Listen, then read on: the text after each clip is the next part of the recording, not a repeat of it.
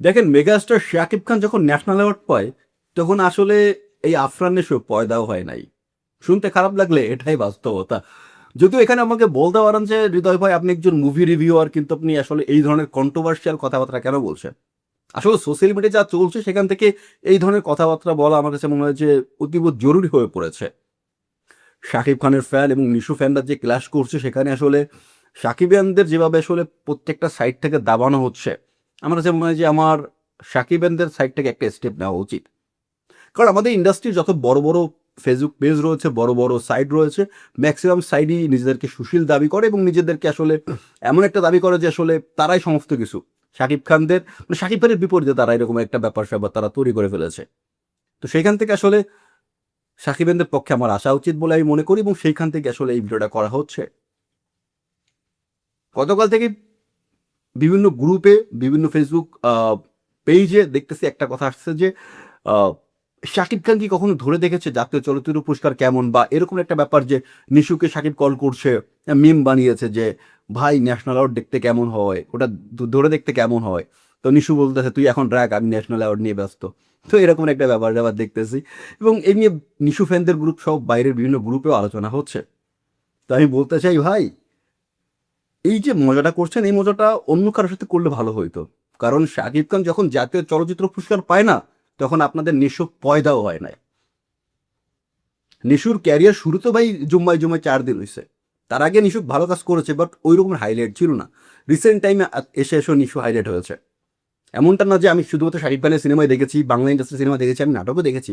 সবার কাজই দেখে আমি আজকে ইন্ডাস্ট্রি এত কথা বলতে পারছি। শাকিব খান লাস্ট যে ন্যাশনাল অ্যাওয়ার্ডটা পেয়েছে তখন আপনাদের নিশু এসে প্রথম একটা বড় অ্যাওয়ার্ড পায়, সম্ভবত 2016-তে মেরিল প্রথম আলো একটা পুরস্কার পায় হচ্ছে নিশু একটা নাটকের কারণে।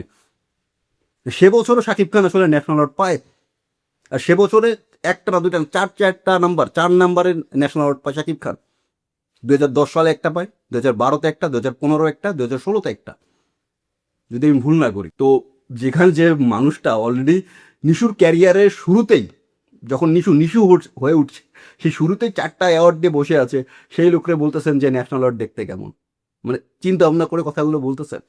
আর এর বাইরে যে অ্যাওয়ার্ডগুলো সাকিবের ক্যারিয়ারে রয়েছে ওই অ্যাওয়ার্ড দিয়ে নিশুর ক্যারিয়ার ঢাকা ঢেকে দেওয়া যায় জানেন। এই মেরিল বলেন, অন্যান্য যে ছোটোখাটো অ্যাওয়ার্ড রয়েছে বলেন, বা বড় বাদশাহ অ্যাওয়ার্ড বলেন, ভারত বাংলা অ্যাওয়ার্ড বলেন, এই অ্যাওয়ার্ডগুলো দিয়ে নিশুর ক্যারিয়ার ঢেকে ফেলা যায়। এত অ্যাওয়ার্ড দিয়ে আপনারা গর্ব করছেন, আপনারা ফিল্মোগ্রাফি নিয়ে কথা বলেন, তা কে কত ভালো কাজ করছে, কে কত ভালো চরিত্রে কাজ করছে, কার সিনেমা কত ভালো, এটা নিয়ে কথা বলেন। আপনারা অ্যাওয়ার্ড নিয়ে কথা বলছেন। মানে যে অ্যাওয়ার্ডের পুরো গুদাম নিয়ে বসে আছে তার সঙ্গে আপনি দুই একটা অ্যাওয়ার্ড নিয়ে কম্পেয়ার করছেন। তাকে বলছেন যে ন্যাশনাল অ্যাওয়ার্ড দেখতে কেমন? আরে ভাই তার ঘরে 4টা ন্যাশনাল অ্যাওয়ার্ড পড়ে আছে তার ঘরে। আপনারা ন্যাশনাল অ্যাওয়ার্ডের কথা বলেন। তার ঘরে যতগুলো মিল অ্যাওয়ার্ড আছে না সেইগুলো আগে আপনারা নিশু নিতে বলেন। যদিও ইদানিংকালে আমাদের ইন্ডাস্ট্রিতে সিএম আহমেদের মতন একটাও আসলে 2-3টা ন্যাশনাল অ্যাওয়ার্ড নিয়ে বসে আছে। আহ, তারা আসলে ইন্ডাস্ট্রি বয়।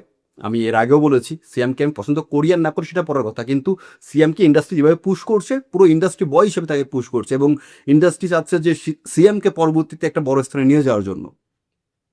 এবং অ্যাওয়ার্ড ম্যাওয়ার্ড দিয়ে তো সিএমকে পুরো ভরে ফেলছে, 2টা ন্যাশনাল অ্যাওয়ার্ড তার ঘরে দিয়েছে।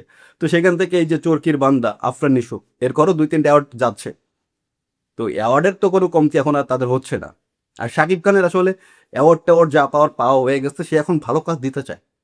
আর এই ভালো সময়টা তাকে সাপোর্ট করেন, পুরো ইন্ডাস্ট্রি তাকে সাপোর্ট করছে। এই যে আপনারা বলেন সাকিবের সিনেমা কে দেখে, সাকিবের পিছনে কে কাজ করে, বাট পুরো ইন্ডাস্ট্রি বড় বড় প্রডিউসাররা সাকিবের সঙ্গেই কাজ করতে যাচ্ছে। হল মালিকরা চাচ্ছে সাকিবের সিনেমা। তাহলে এই যে আপনাদের ইন্ডাস্ট্রির বড় বড় ডিরেক্টররা, বড় বড় প্রডিউসাররা, বা ইন্ডাস্ট্রির মধ্যে যেসব সিনেপ্লেক্স রয়েছে, হল মালিক রয়েছে, তাদের যে সংগঠন, তারাও খ্যাত। আপনাদের ভাষ্যমতে যেহেতু সাকিবের সঙ্গে যারা কাজ করে, সাকিবের সিনেমা যারা দেখে তারা খ্যাত, তো আপনাদের ভাষ্যমতে তারাও তো খ্যাত। আপনাদের প্রিয় ডিরেক্টর রাহেন রাফিও তো খ্যাত, যদি আপনাদের কথাই ধরি যে সাকিবের সঙ্গে কাজ করছে। তো ভাই দেখেন সাকিব এখন ভালো ভালো কাজ করছে, তাকে সাপোর্ট করেন। তাকে সাপোর্ট করে সে আরও একটা তাণ্ডব আপনাদের উপহার দেবে, সে আরও একটা তুফান আপনাদের উপহার দিবে।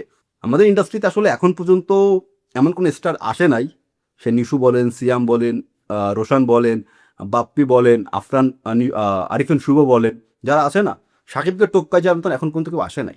যদি আসতো এরা অনায়াসে সাকিবকে টপকে যেত, অনায়াসে যেতে পারতো তারা। আরিফিন শুভকে কি পরিমাণ পুশ করেছে আপনারা সবাই জানেন। আমাদের ইন্ডাস্ট্রির প্রত্যেকটা ক্যারেক্টারকে মানে অ্যাক্টরকে আসলে ক্যারেক্টার বলছি, প্রত্যেকটা অ্যাক্টরকে ভাই ইন্ডাস্ট্রি হিউজ পুশ করেছে। তাদের যে সুযোগ দেন এমনটা না, হিউজ পুশ করেছে। সিয়ামকে তো পুশ করেই যাচ্ছে, আরিফিন শুভকে কম পুশ করে নাই। এই বান্দাটাকে দিয়ে বড় বড় সিনেমা করানো হয়েছে, বান্দাটা ভালো কাজ করেছে, বাট দিন শেষে বান্দাটা টিকতে পারে না ইন্ডাস্ট্রিতে। এই যে নিশোকে নিয়ে আপনারা এত গর্ব করেন, আমি নিশোকে কখনো বলি না যে নিশো একজন খারাপ অভিনেতা, এটা নিয়ে আমি কখনো কোনো রকম প্রশ্নে যাই নাই, কারণ আমি জানি নিশো একজন ভালো অভিনেতা এবং সে ভালো কাজ করতেছে। বাট নিশুর ক্যারিয়ারে আপনি কি দেখেছেন? আপনারা দেখেছেন দাগি, আপনারা দেখেছেন সুরঙ্গ, আপনারা দেখেছেন তার এই দম, তাই না? এবার এই নিশুর এই ক্যারেক্টারে মানে তিনটা সিনেমার তিনটা ক্যারেক্টারকে আলাদা করে চিন্তা করেন তো, ঘুরে ফিরে তিনটা ক্যারেক্টার শেডটা যেন সেম।